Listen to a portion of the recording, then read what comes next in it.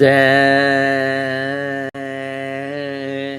da, da, da. It ends tonight. Everybody, welcome to the CM Kozeman Song of Solomon Dramatic Reading Extravaganza Part 3, where we cover one of the strangest books of the ancient world, a Bible adjacent volume called the Testament of Solomon, where the hero Solomon encounters all sorts of weird demons and forces them to build his temple. I think I scheduled this in an inappropriate time, only 2 people watching. Well, hello everybody. I'll let people percolate. YJ says hello. All Tomorrow's fan says hi. Hi everybody.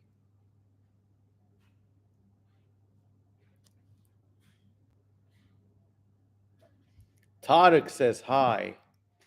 5 people watching. Welcome everybody. Let me get a sip of my tea and my coffee. And if you're watching the recording, you know the drill. Please support me on Patreon or buy me a coffee or maybe get my merchandise. The links are below.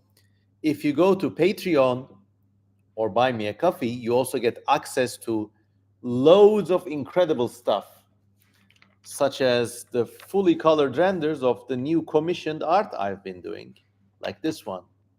This is a nice one. Perhaps the person who commissioned this is actually watching. Videos for Stuff says, hey, he got his hair cut somehow. Yeah, I was on a big holiday and I had my hair cut. Tarek says hello. Hyong Kim says hi.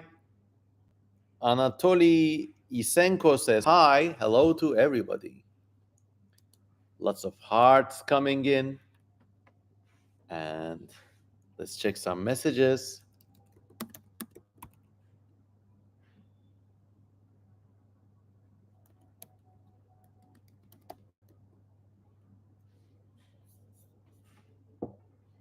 Hope you all been having a great weekend. Let me know in the chat how your weekend is going, if you got any plans. So at least we got a kind of conversation going.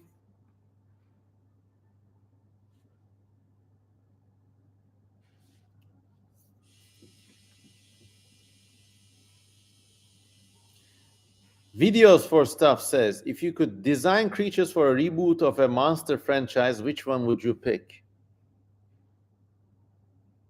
Good idea. I would not touch the Godzilla series because they're just beautiful. Maybe Starship Troopers or the original Aliens. Instead of H.R. Giger's creature, I would have... Okay, here's the thing I've been thinking about Alien, okay? It needs to be a giant creature, but not like a gigantic beast.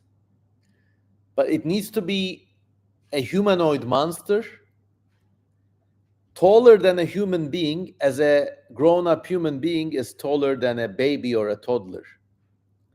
And then there would be like really grotesque scenes of this thing like crouching in a cargo bay like a giant, and then slowly going down and picking up a victim.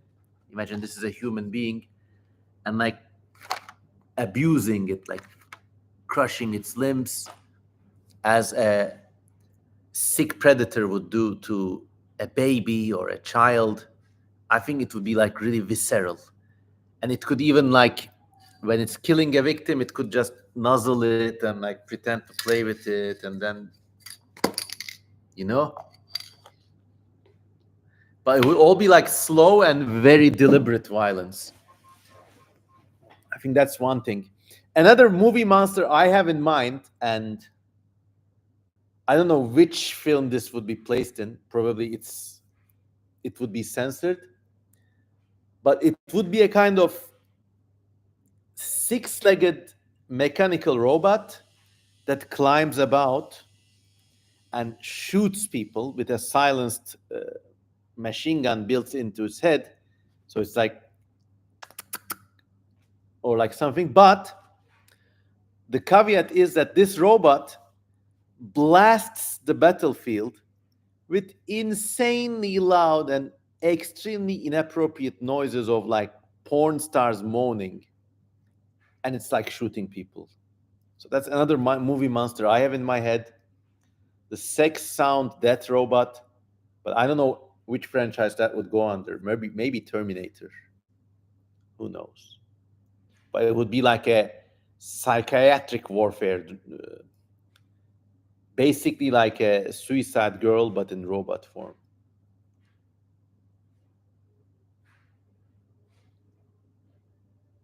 A real nightmare creature, yeah, says videos for stuff. Anatoly Senko says, I've been wanting to go to your stream for a long time. I've been delighted by your creations. Thank you. My pleasure. YouTube Joseph says, hello, Mr. Kozman. If you answered this in the last live stream, I had to leave early, but can you and I do a live stream together through Google Meet? I mean, I'm very busy, my dear friend, but if you let me know what your questions are, we could do it as a kind of Q&A session here. Just going to my messages and we'll get cracking with the Song of Solomon. Sorry, the Testament of Solomon.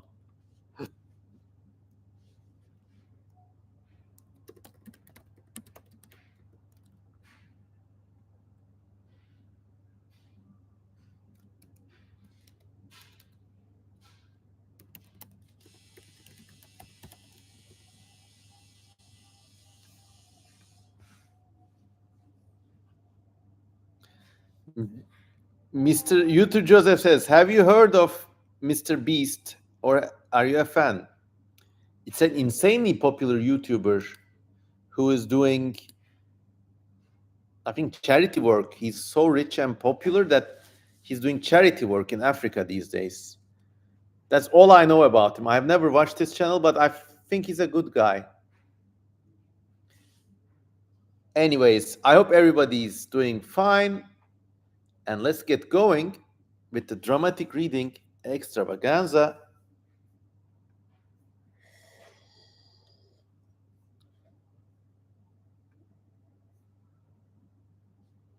Okay.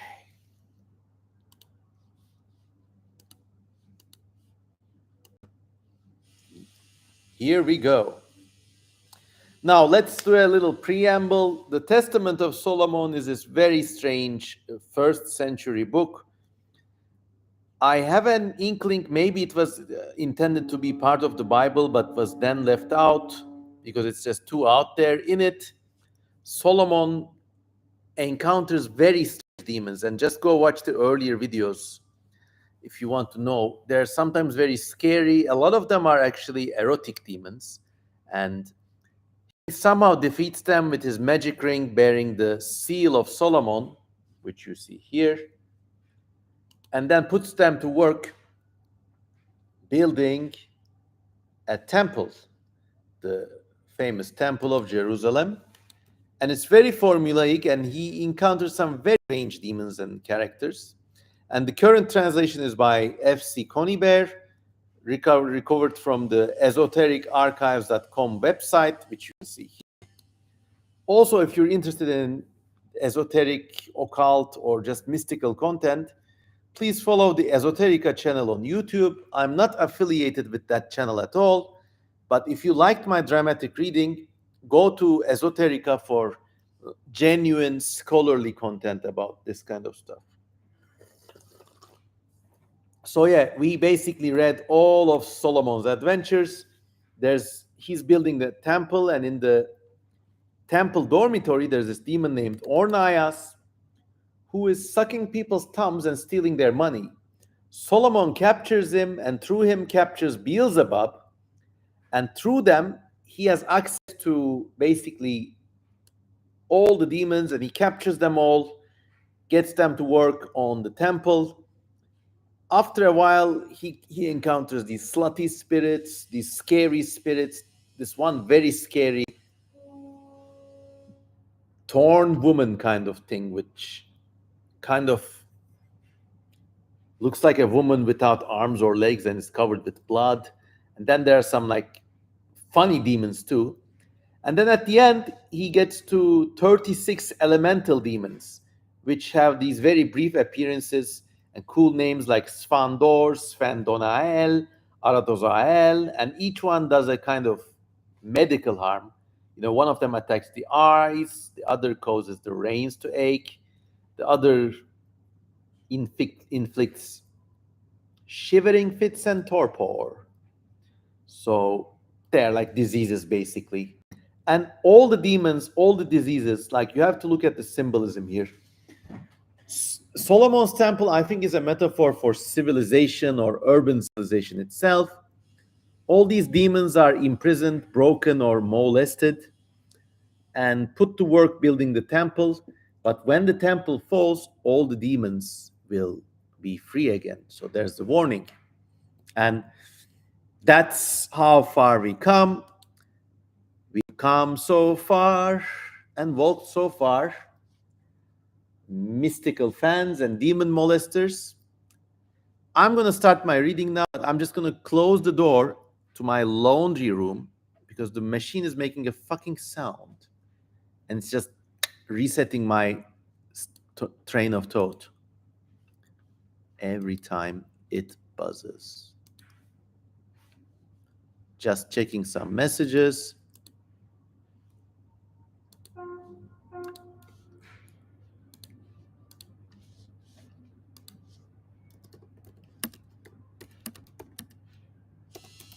Oh, this sound.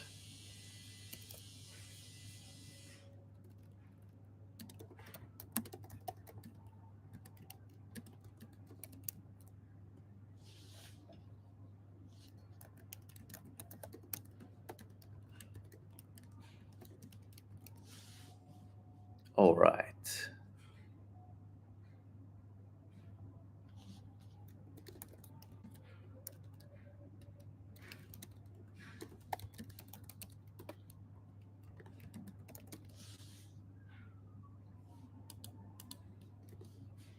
Okay, let me get the laundry and we can get going. I'm a little tired today. I've been walking around all day. And why don't you all let me know how your weekend is going? So we got some conversation. Oh, this sound. Okay, I'll be back.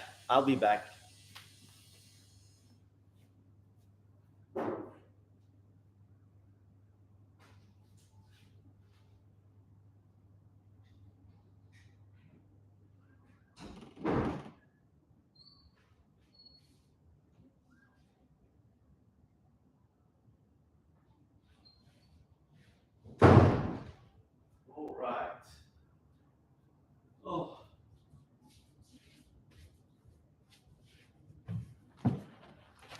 YJ says, Baldzvov, acid rain demon. There are no acid rain demons, but a lot of cool things besides that. Ellie Brooks says, Ellie Brooks is an honorary member of this channel, always active in the comment section, and thank you so much for all your contributions. Do you think Christianity would be better or worse if the Testament of Solomon was part of the canonical modern Bible? It's not up to me to say. It is too Hebrew coded, so maybe that's why they left it out. But yeah, imagine if that was like an official part of the Bible, and then maybe Catholicism would be even more steeped in exorcisms and demon stuff if these were like accepted as the unerring word of God's. And maybe it's hard to figure, because if something is in a holy book, it can be swung both ways.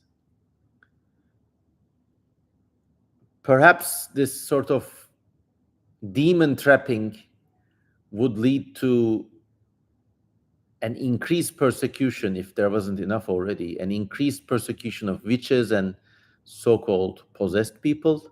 Or maybe conversely, since the demons have been identified and trapped by Solomon, maybe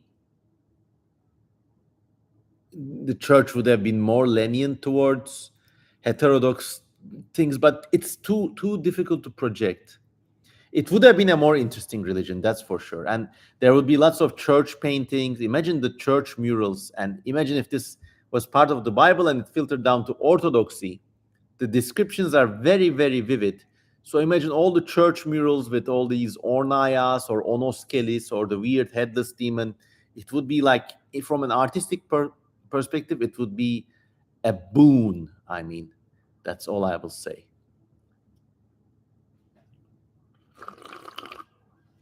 But as we're getting to the end of our document now, you will perhaps see why this was not part of the Bible, because it ends in a very dark note.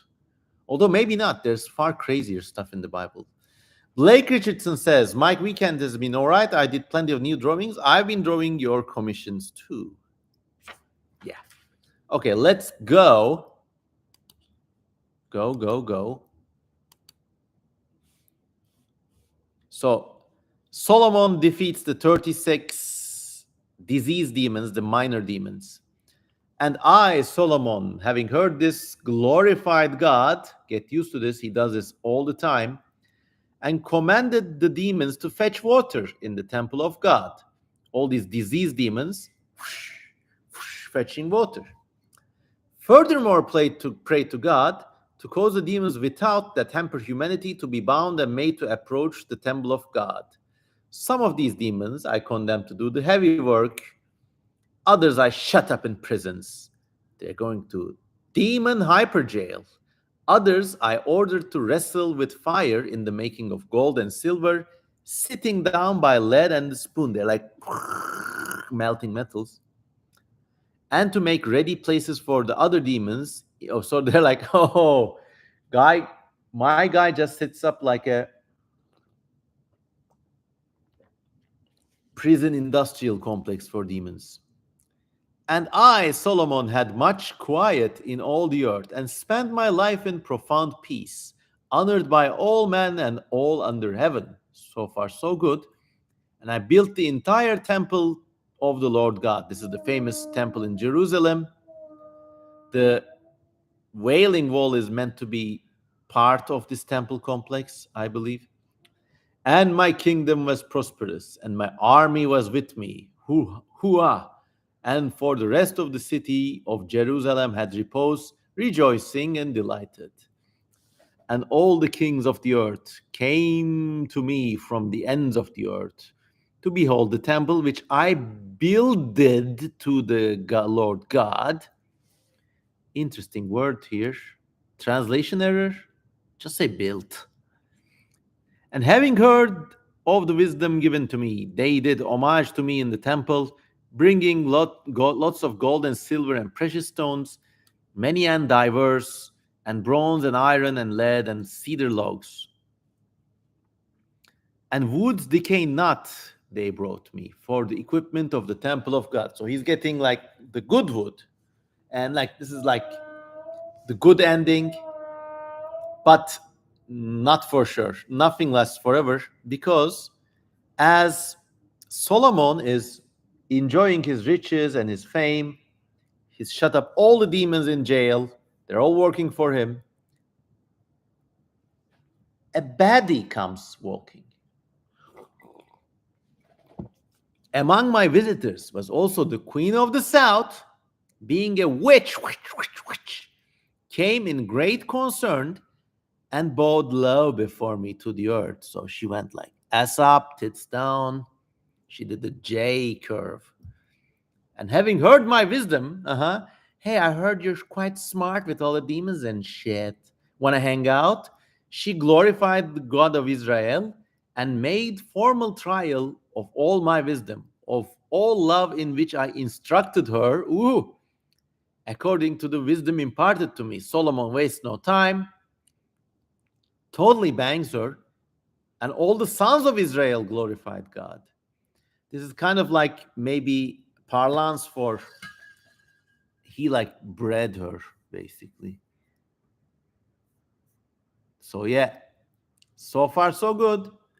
He's built the temple, he's rich, he's got the sexy girlfriend, all right. But then, in those days, one of the workmen of ripe old age threw himself down before me and said, King Solomon, pity me because I am old. So he said, come on, stand up, man. And he answered, I beg you, my king, I have an only son, and he's a bad boy. He insults and beats me openly and plucks the hair out of my head and threatens me with a painful death. Therefore, I beg you, please avenge me. So the chief workman has an asshole Zoomer son, and Solomon is very angry. He feels compunction as I looked at his old age. And I bade the son to be brought before me.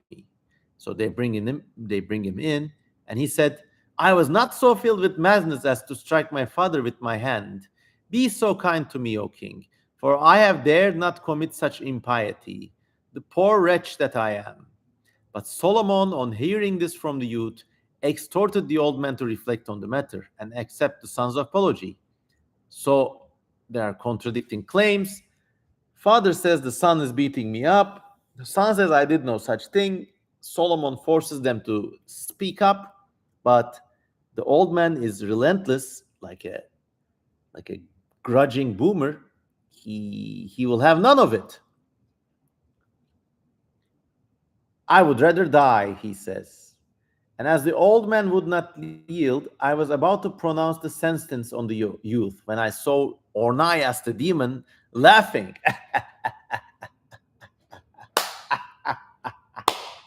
So Solomon is about to execute the son, where he hears the original bad boy demon Ornias laughing. And let's go back at how Ornias was first introduced. He was attacking one of the chief workers of the temple, attacking his son, taking half of his food and sucking his thumb every day. So the child was growing thin. So this is a repeating motif with Ornias. Like whenever there's like awful trouble between fathers and sons, this demon is kind of like your first subject. So this bastard is laughing. And Solomon was very angry at the demons laughing and ordered my men to remove the other parties and bring this demon before me. And when he was brought before me, I said to Ornias, you cursed bastard, why are you laughing? And the demon answered, pray thee, king.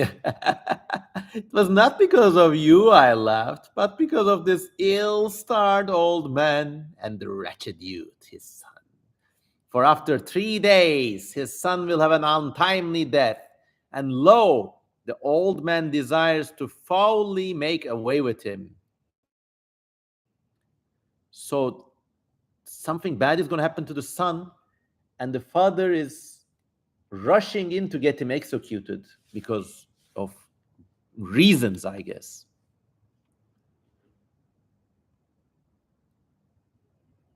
YJ says the western wall is a retaining wall from the plaza built later, I think. Might have a block from the original temple, though. Maybe. Like, you would know this better than I do.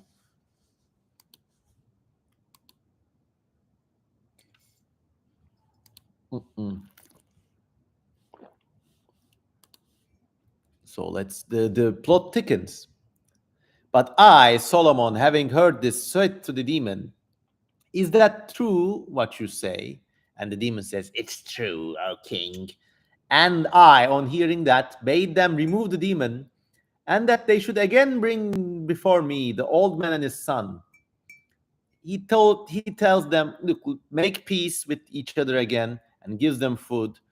And he tells the old man to bring his son back after 3 days. And, said I, will attend to him. And they saluted me and went their way. So, some foreshadowing. And when they were gone, I ordered Ornias to be brought forward again and said to him, Tell me how you know this. And Ornias answers, we demons ascend into the firmament of heaven and fly about among the stars. When we hear the sentences which go forth upon the souls of men, and forthwith we come, and whether by force or influence, or by fire, or by sword, or some accident, we wail our act of destruction. And if a man does not die by some untimely disaster or by violence, then we demons transform ourselves in such a way as to appear to men and be worshipped in our human nature. So, a lot to unpack here. So, these demons, they go to the upper layers of space, basically, where from a vantage point, they see the future and they see the contents of people's hearts.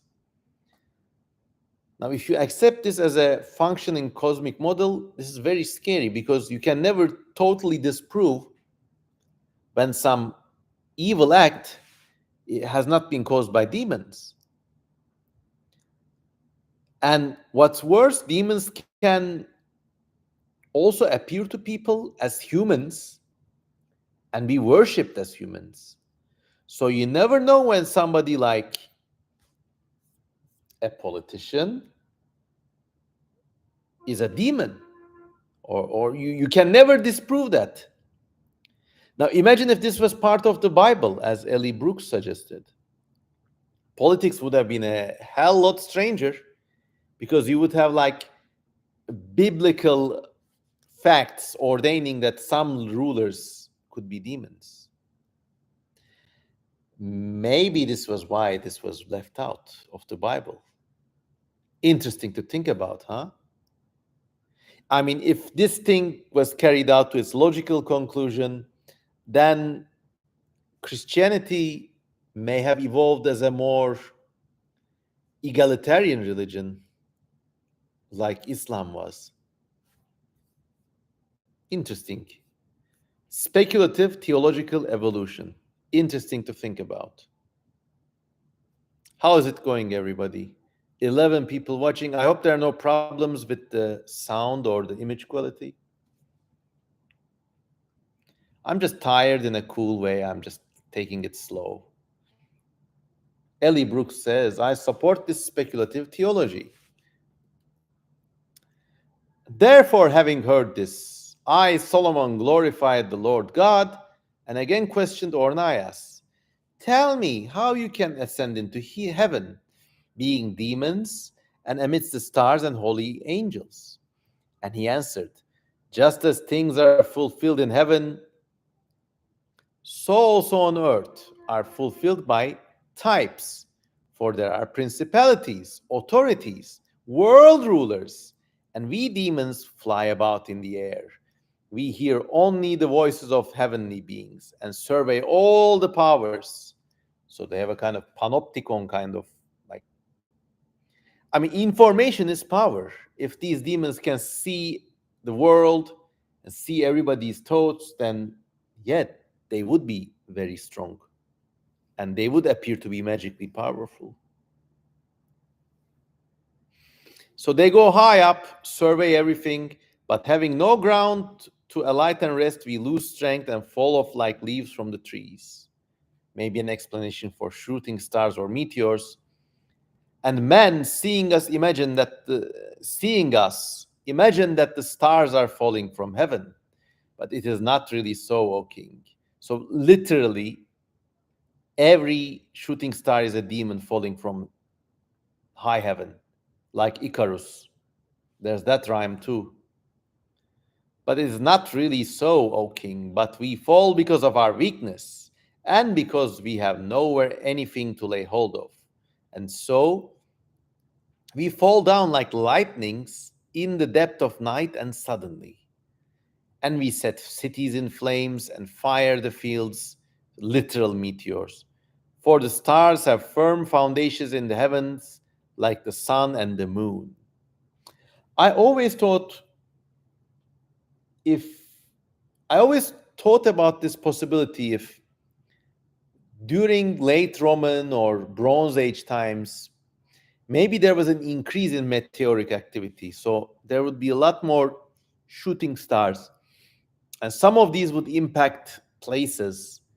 And I always wondered if that was the reason why people came up with the story of this, of Lot and Sodom and Gomorrah. Another one of these hypotheses we shall never truly know. Absent Fish says, I guess it would be relatively easy to check if a politician is demon, if is a demon. Just sprinkle some holy water on the person. Well, I mean, this day and age, a lot of political figures on both sides of the spectrum are really up to some demonic shit. And like, I mean, I see where all the conspiracy theories are coming from. I'll just leave it at that. Just checking some messages.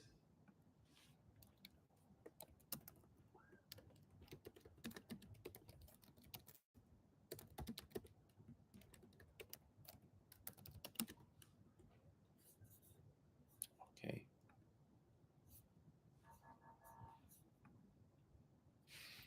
And I, Solomon, having heard this, ordered the demon to be guarded for 5 days so he doesn't fly and cause mischief. And after 5 days, I recalled the old man and was about to question him. But he came to me in grief and with a black face. This is a figure of speech saying, like, he looked horrible. And I said to the old man, tell me, where is your son? And what is your garb? And he answered, lo, I am become childless.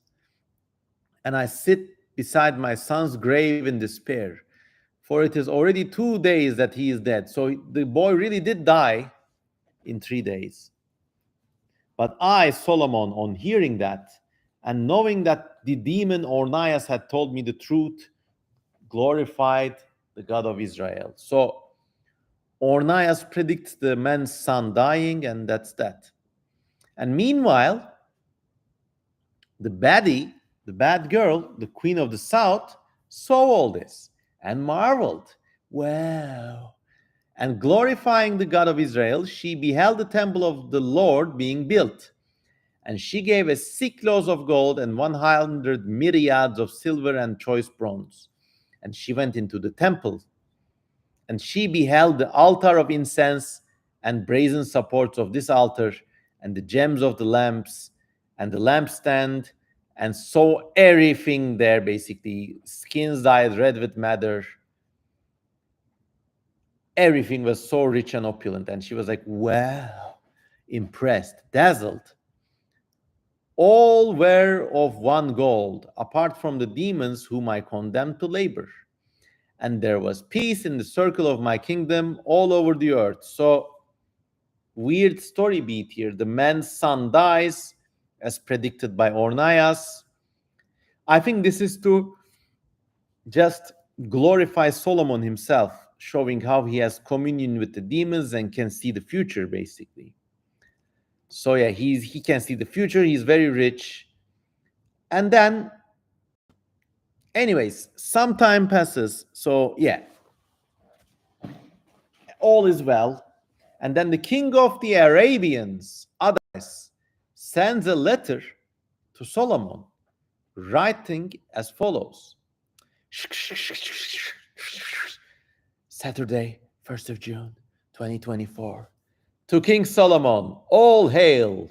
Lo, we have heard, and it has been heard unto all the ends of the earth, that you are a merciful man, and understanding has been granted to you over all the spirits of the air and on earth and under the earth. Now, forasmuch as there is present in the land of Arabia a spirit of the following kind. At early dawn, there begins to blow a certain wind until the third hour. And its blast is harsh and terrible, and it slays men and beasts. And no spirit can live on the earth against this demon. I pray you, as the spirit is a wind, contrive something according to the wisdom given to you by the Lord of thy God, and deign to send a man able to capture this demon. And if you do this, King Solomon, I and all my land and my people will serve you unto death, and all of Arabia shall be at peace with you, if you will perform this act of righteousness for us. We pray for thee, both I and my people and all my land. Farewell, my lord, all health, says the king of Arabians. Just gonna do a little update. Yeah, now my voice must be better, and I'm fucking tired. Anyways, let's check everybody's messages. Oh, Dogovan says, it's good to someone with a whole brain on life. Thank you. Really means a lot. Robotipi says, hi, Mr. Kozeman. Hello, my friend.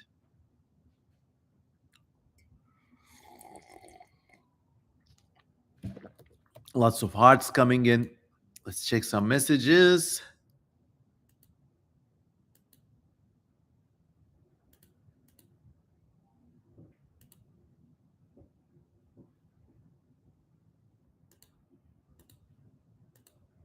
Okay.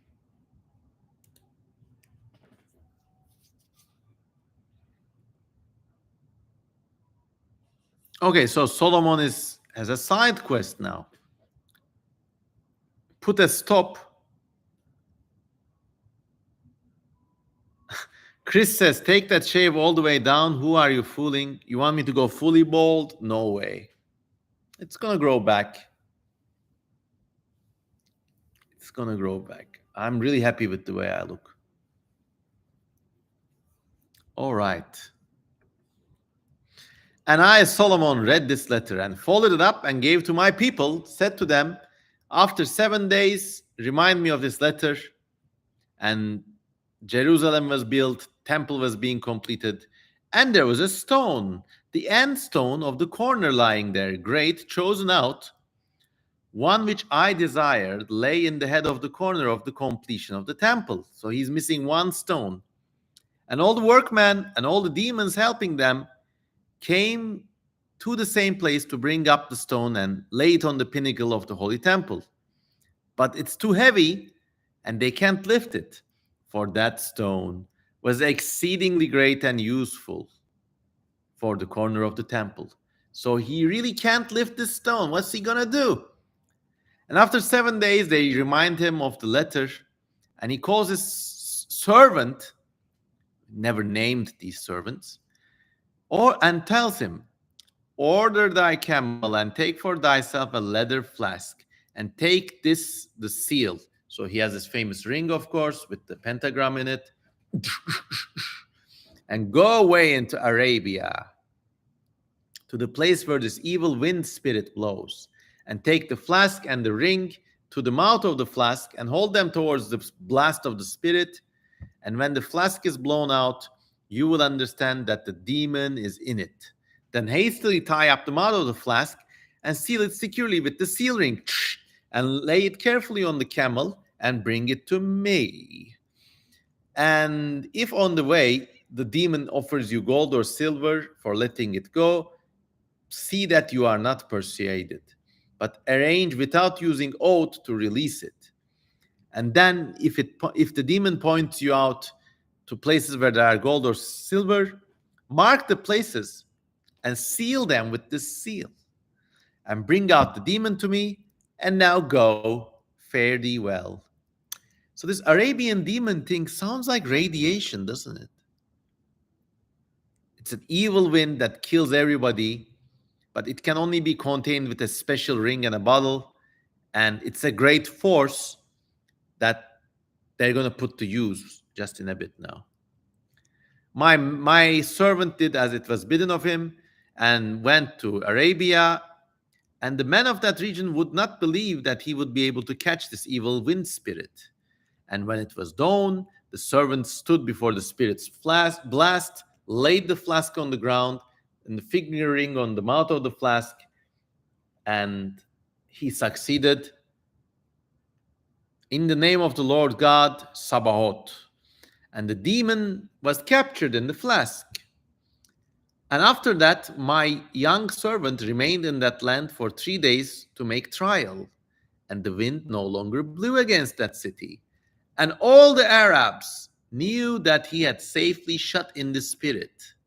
Quest complete, XP gained. There needs to be a game like this with the Grand Theft Auto engine. It's a you capture different demons, sometimes molest them, sometimes resist their temptations. Like you got a new mission.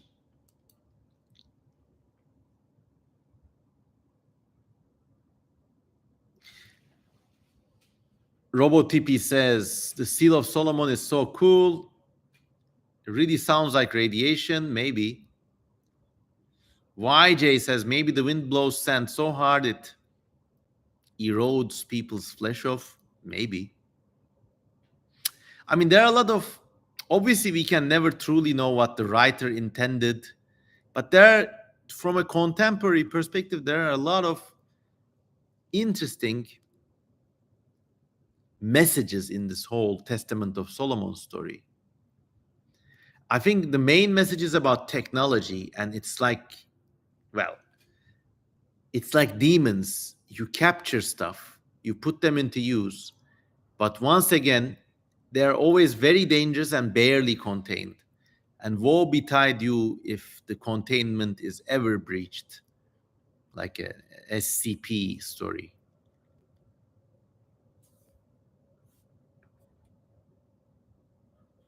Okay. So the youth fastened the flask on his camel, and the Arabs sent him forth on his way with much honor and precious gifts. But the youth brought in the bag and laid it in the middle of the temple. And the next day, I, King Solomon, went into the temple of God and sat in deep distress about the stone at the end of the corner, the heavy stone they could not lift up. And when I entered the temple, the flask stood up and walked around some 7 steps and then fell on its mouth and did homage to me. And I marveled that even along with the bottle, the demon still had the power and could walk about, literally like a bottle walks, the bottle with the demon walks about and like prostrates itself before King Solomon. And now, as we saw numerous times before, Solomon questions it, saying, "Tell me, bottle bitch, who are you?" And the spirit said, "I am the demon Epiphias that is in Arabia. The secret life of Arabia. Dung, dung, dung, dung, dung. You must see the movies, the blood in my eyes. I walk through the desert sun when the heroine dies."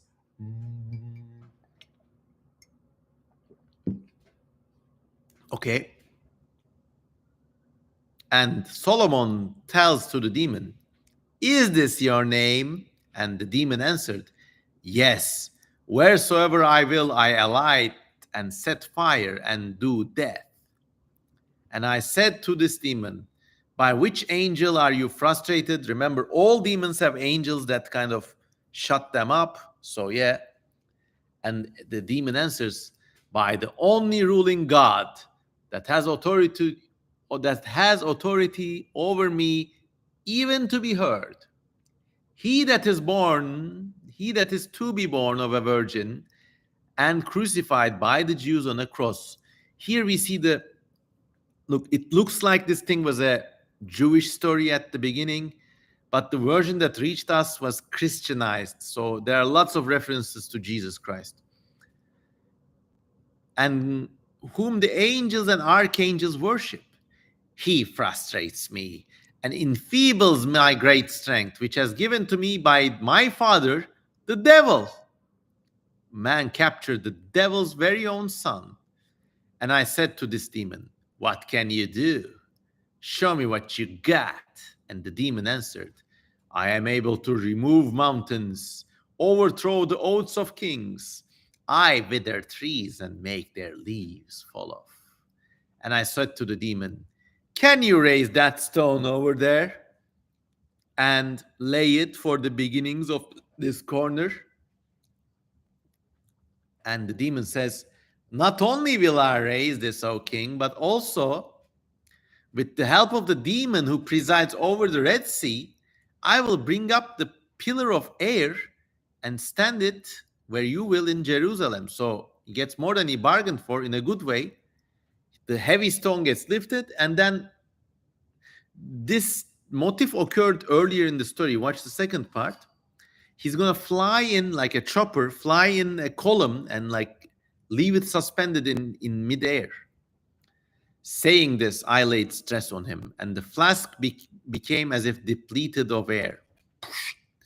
And I placed it under the stone, and the spirit girded itself up and lifted it up top of the flask. So it's like deflate, inflate, like a inflatable winch. And the flask went up the steps, carrying the stone, like a cartoon imagery here, and laid it down at the end of the entrance of the temple.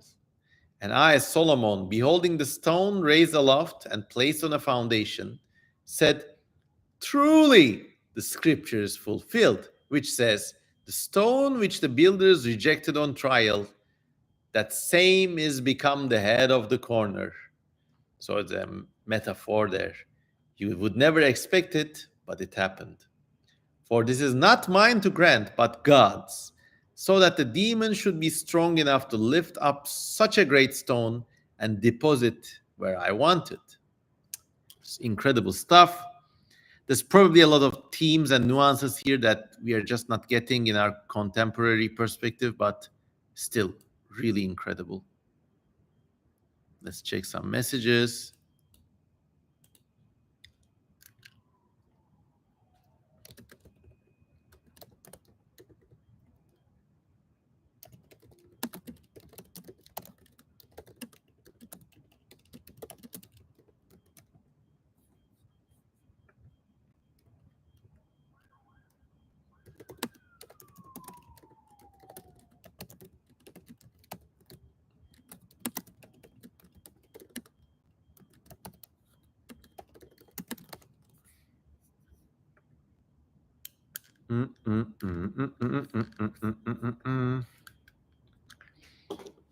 All right.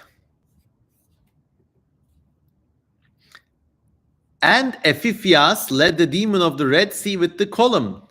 Remember, the demon promised not only to lift the stone, but also bring another demon from the Red Sea with the floating column. And they both took the column and raised it aloft from the earth.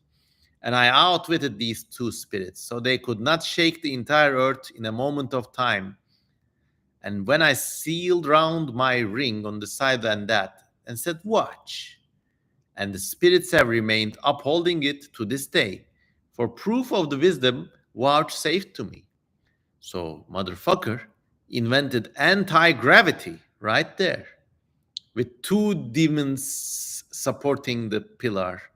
Almost like positive and negative charges, but yeah, not to get too scientific about this, but yeah. Nathan Eaton Ben Terud says, you got a haircut? Yes. Ellie Brooks says, David Bowie reference unlocked. Absent Fish says, SCP. Solomon confronts the paranormal. Yes, yes, yes. Caleb Foe says, Solomon gotta catch 'em all. YJ says, we put the Antichrist in a water skin and made him carry heavy stuff upstairs. Yeah, as it should be. So yeah, did not know the word vouchsafe. Yeah, there are a lot of eccentric words in this translation.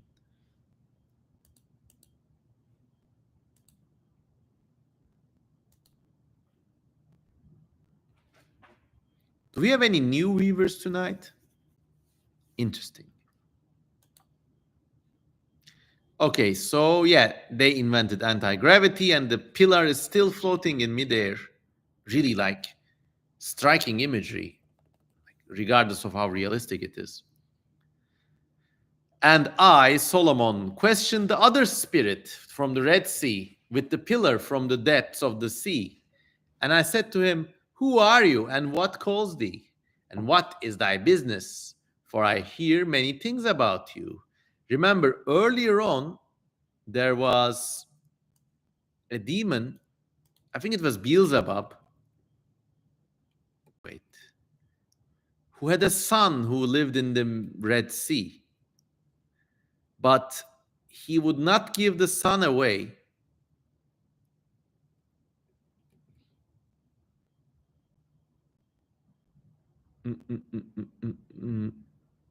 I'll just show this because I think it's relevant.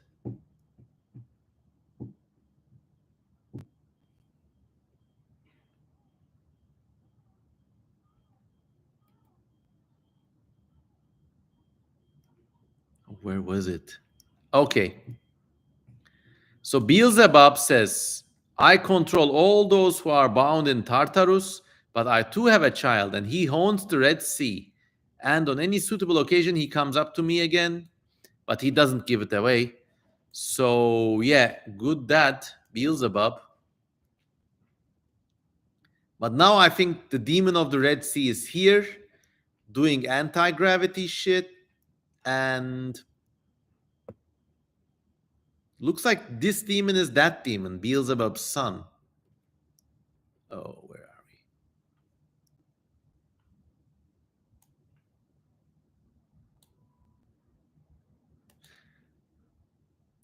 And the demon answered, I, O King Solomon, and I'm called Abezithibod.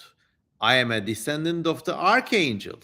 Once, as I sat in the first heaven, of which the name is Ameleuth, I then am a fierce spirit and winged, and with a single wing plotting against every spirit under heaven. I was there when Moses went in before the Pharaoh, and I hardened his heart. I am he whom Yannes and Yambres invoked, homing with Moses in Egypt. I am he who fought against Moses with wonders and signs. So the evil god of Egypt is this Red Sea demon.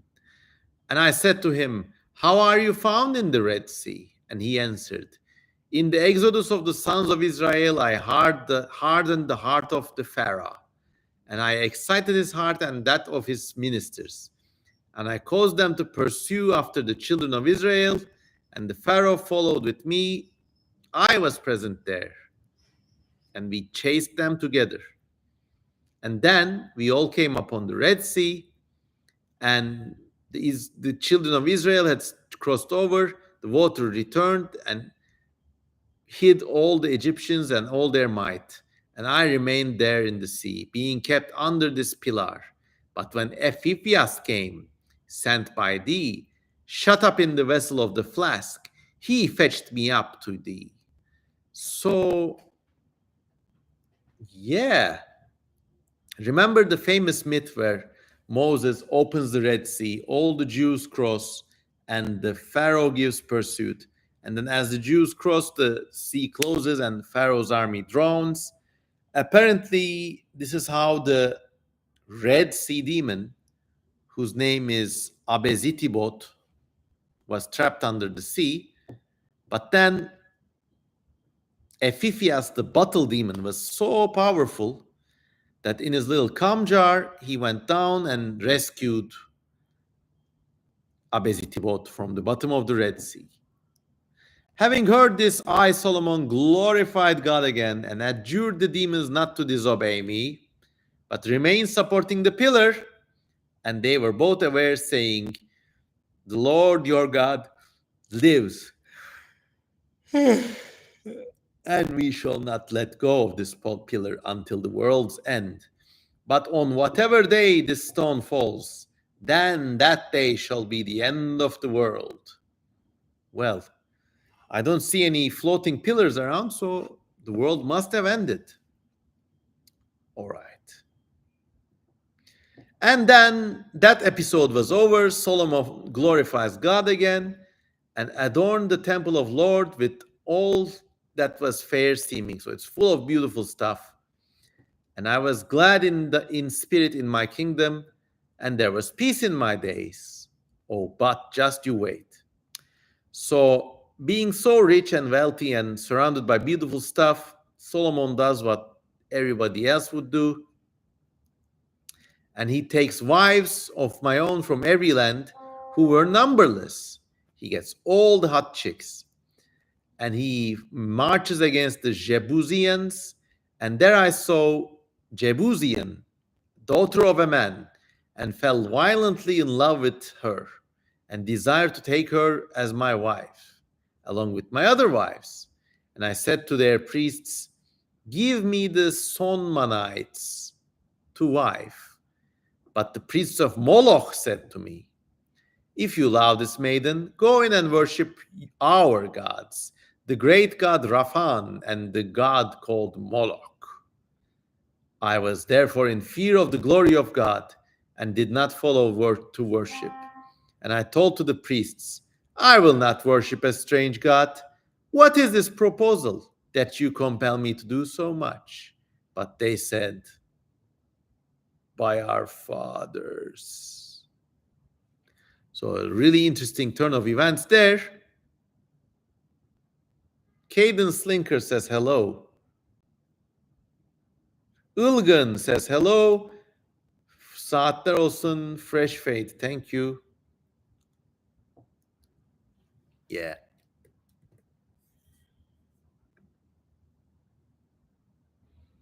My head is like pounding and like, oof, so tired.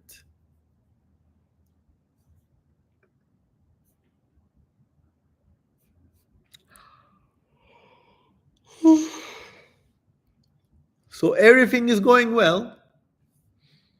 But Solomon gets horny and meets this sexy woman of the Jebusian tribe and then wants to marry her. But she has these priests who say, you do your thing, we do ours. And like, if you want her, you have to worship the great god Raphan and Moloch, whatever those things are. But at first, Solomon is adamant and answers that on no account I would worship these strange gods. Then I told the maiden I would not sleep with me until I comply. Oh, sorry. They told the maiden not to sleep with me until I complied and sacrificed to their strange gods. I was then moved, but the crafty Eros, oh, not your fault, it's always Eros, brought and lied by her for me 5 grasshoppers, saying, take these grasshoppers and crush them, oh my God, together in the name of the god Moloch, and then I will sleep with you. So this girl was like a real kinky, bad, hot chick. If this was a film, she would be played by an esteemed actress like Charlotte Sartre or somebody like that. If you don't know this, you are blessed. Anyways, but this girl is like, if you want to sleep with me, you have to sacrifice some grasshoppers to Moloch and shit. Then you can have any hole you want. And then, Solomon being a hot-blooded man, I guess I could do it just once.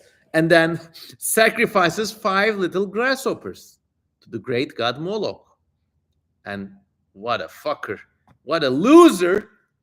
This actually he did. I just can't do it, man. And then at once the spirit of the god departed from me, and he became weak as well as foolish in my words. And after that, I was obliged by sexy lady to build a temple to the idols of Baal and to Rapha and to Moloch and to other idols. Oh my God, what did you do? Motherfucker, you had one job. You got wives from all over the world. And like in these stories, I'm not always on the good guy's side. Sometimes they're sanctimonious. But you spend all this time capturing all these demons, putting them to work, building this temple, getting the anti-gravity column on, putting the heavy stone up, curing disease, curing childbirth deaths. Oh my God. For the want of crazy pussy, whole kingdom is ruined. Well, maybe this is why this book was not officially a part of the Bible. But then again, there are far weirder stuff in the Bible, so you never know. So yeah, being a pussy slave and a weak beta male, Solomon hooks up with this goth Charlotte demon queen and starts worshipping demons. Ellie Brooks says, I would eat grasshoppers for Charlotte Sartre. I got it. Well, completely independent from this, in my previous stream, I actually had a dried grasshopper with me and I ate it live. But yeah, I was under no such influence. Jagrin Learn says, I would worship Moloch for Charlotte Sartre. Would you? Come on. She's an adorable lady, but come on. Boy got lost, yes. Story is poke, but if you're not feeling well, don't push yourself, says King Kamishiro. No, I got this. I got this. And it's just almost done anyways. What do you think, everybody? What kind of movie should this be? We're going to talk about this after I finish the story. And then it almost all ends now. I, Solomon, the wretch that I am, followed her advice, and the glory of God quite departed from me. My spirit was darkened. You could see the future, and I became the sport of idols and demons. That's a cool expression. Becoming the sport of idols and demons. Wherefore I wrote out this testament, so that you who get possession of it may pity and attend to the last things and not to the first, so that you may find grace forever and ever. Amen. I guess it is implied that as Solomon simps out for this demon stuff, all the demons he previously captured were let loose, and they are now haunting and tainting the world, and we live in an imperfect, bad ending universe. Oh well. Well, that's that, everyone. This is the end of our dramatic reading of the Testament of Solomon. Please support me on patreon.com. In fact, I'm going to upload this entire PDF onto Patreon right now. So if you support me there, you can download it. And this was an incredible... I mean, we still have some time and I'm done with the reading. So talking to me is easier now. Even though I'm tired, I can keep up a dialogue. What do you think about the story so far? Jaggreen Learn says, very cool stuff.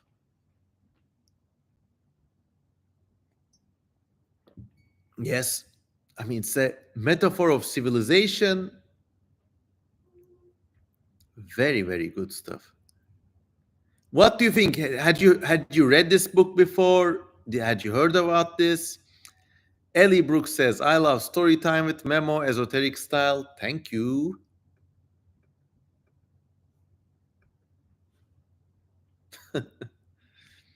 Nathan Eaton says, what if demons come from the ocean's abyss and not just from underground? Well, the text kind of hints that he is the Lord of everything on the ground and under the ground and below the ground. Emmanuel Apostoli says, what did I miss? Oh, you missed everything. You missed the tragic ending of Solomon. Jaggreen Learn says, I haven't read this book before, but I did read some medieval Solomon grimoires. Yeah,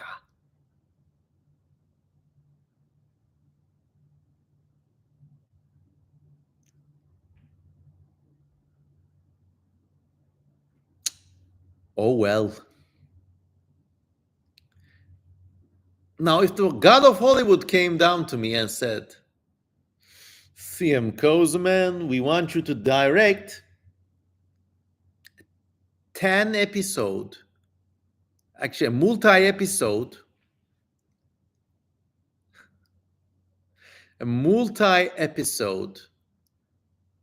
giant Hollywood treatment of the Testament of Solomon. God, it would be an amazing movie. Amazing, amazing movie. I'm surprised nobody has turned this into a historical miniseries. Well, maybe some Christian networks in the US may have done it.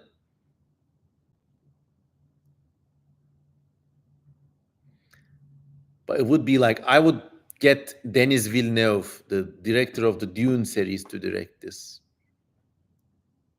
There'll be creatures. I would cast all incredible manners of actresses to play the demons. Yeah, it would be awesome. When in my dreams the sky will sing before me as the sun will sing its overture, as in always when I'm in my dreams. Monster of the Week anime. Yeah, exactly. And I think perhaps even Neon Genesis Evangelion had a kind of inspiration from this thing. Who knows? I saw Evangelion before I read the Testament of Solomon, but it's really like a similar theme. KS says, you are the next Mel Brooks. This is the best compliment I got today. Thank you.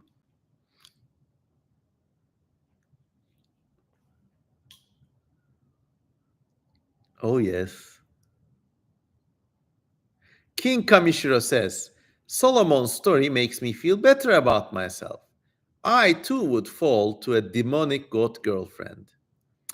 You would, but here's Daddy Cosman's advice.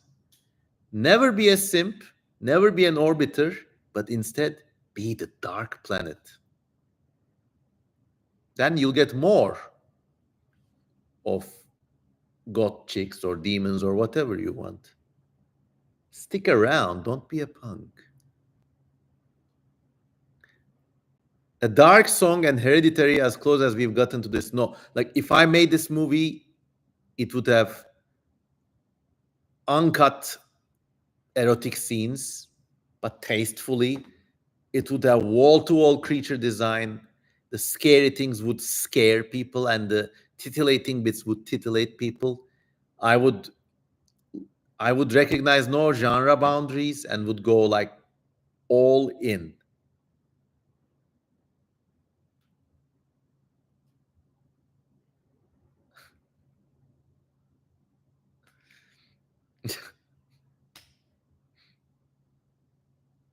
Well, look, it's Popular says it ends with MC going nuts over a girl. Huh, I'm getting similarities. Well, as a person who's been around a while, let me tell you this much. Guy or gal doesn't matter. If you like guys or gals, doesn't really matter either. In us all, there are peoples or desires like invisible mountains, always spurring us on. Sometimes these desires are unattainable, but they are there and they drive you forward. They're like your rosebud moment in Citizen Kane. Stupid All Tomorrow's fan says, gotta go really quick, making food with my mom. Bon appetit. Absent Fish says, 4-hour movie, yes. Guillermo del Toro or Gore Verbinski as director. I would say maybe David Cronenberg or Denis Villeneuve. Alex Reese or Vincent Coviello for the concept art, yes, approved. And me as the art director and the script. Okay, you got yourself a team. Now we're putting together a team montage.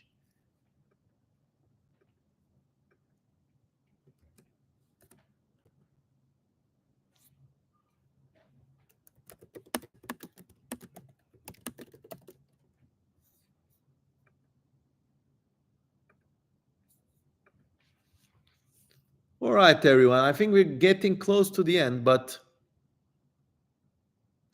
what do you think about the social implications and the historic background? Like, imagining a version of Christianity where this was canon was wild.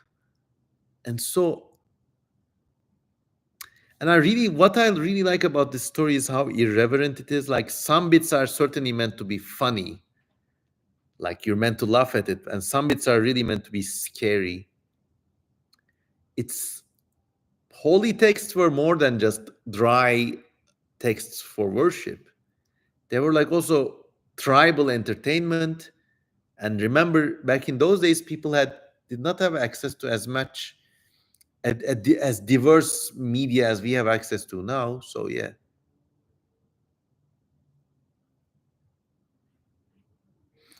I think the entire world should pool its artistic capability into a yearly movie, kind of like the Olympics. But there's a demonic being. There are demonic beings and body horror. Yeah, yeah. I mean, you you would not need an enormous resource to. Like, it would be an expensive film, but you would not need an Olympic budget to make this happen. Something like 100, 200 million dollars should do it easy. Perhaps even less if you don't cast stars. I mean, if you go with actors like Charlotte Sartre, yeah, you don't need to pay that much.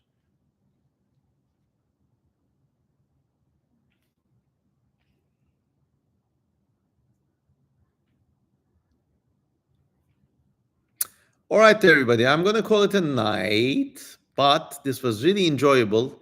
Thanks for standing with me through all these 3 episodes where we read the Testament of Solomon. I'm going to try to download the audios and collate them and like kind of make them into one compact podcast. So thanks for bearing with me. If you're listening to this video or its audio form in YouTube as a later recording, please consider supporting me on Patreon. I can't tell this to you enough. I don't have an army of sex demons, so I need your support to keep doing this. And I've just been like spending hours just talking about stuff. So, you could always afford to buy me a little coffee. And yeah. Also, before saying goodbye, let me know all of you where you are from, so we do a proper goodbye session. Where are you from? Where are you from? Where are you from? Robotipi says, see you, Mr. Közemen. Robotipi is from Turkey. Goodbye, Turkey. Ellie Brooks is from Pennsylvania. Bye-bye, PA, for now.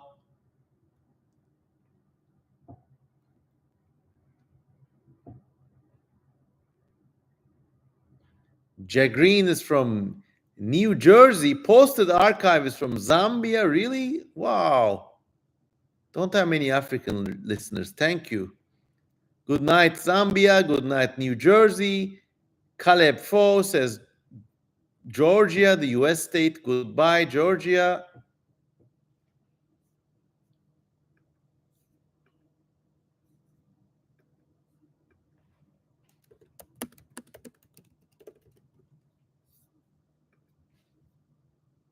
Goodbye, goodbye, wherever you are. God, this thing was wild. One of the demons was I don't like pronouncing this, but an anal sex demon with 8 limbs and a dragon's body, and he made women fart, and that was his whole deal. Just making women fart. And was a homophobe demon too. Made a special point saying that I can't get man pregnant. Yeah. Wild tale. So yeah, go to my Patreon. You can download this PDF. Oh yeah, before we go, also let me know which demon in the entire series was your favorite. Which demon was your favorite? Which demon was your favorite? Which demon was your favorite? Ellie Brooks says, Fart Demon was my favorite.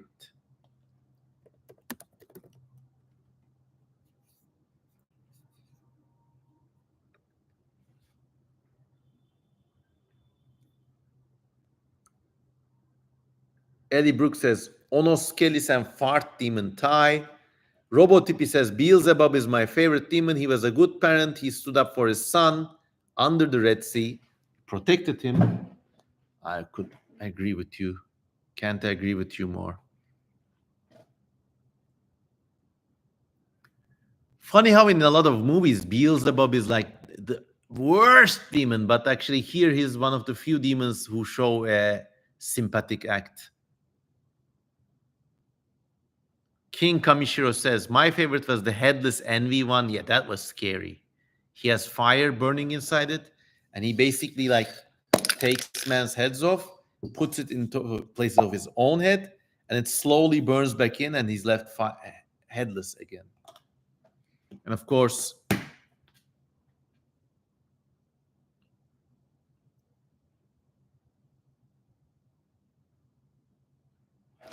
it's a metaphor, losing your head, as the song goes. Where's your head at?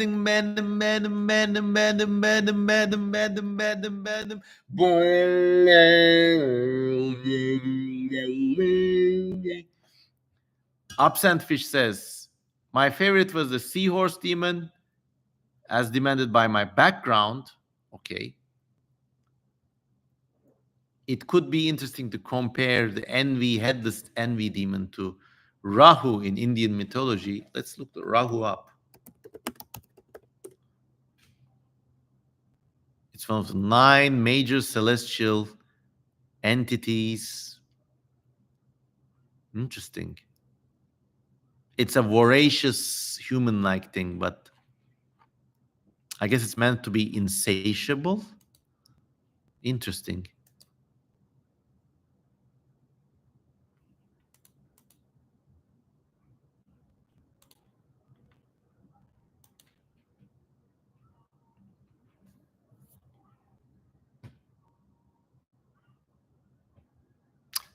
All right, everybody, this was lovely. I really can't be happier. I mean, I don't have thousands or millions of viewers, but I'm really, really, really happy with the little flock of friends I have in this channel. It's just the right size. I can talk personally to everyone, and it's a nice crowd, nice congregation there, I say. Thank you for standing up with me. And if you watch this on YouTube later, please also let me know so that we get some comment engagement. And that's that, everybody. Thank you, and have a lovely weekend wherever you are in the world. Now, boom.